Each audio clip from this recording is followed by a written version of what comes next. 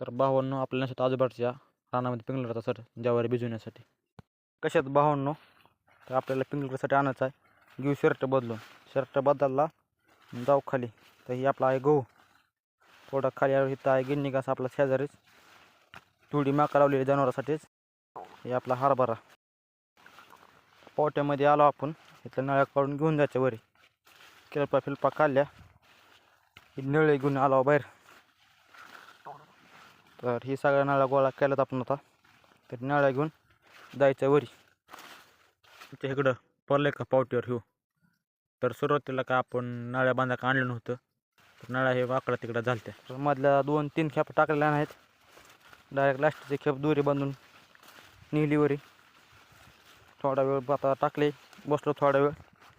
तर भाऊ ट्रॅक्टर घेऊन आलता, टाकलं बैलगाडीत, चालला भाऊ घेऊन. आता केलं बरं का आजोबाच्या रानात.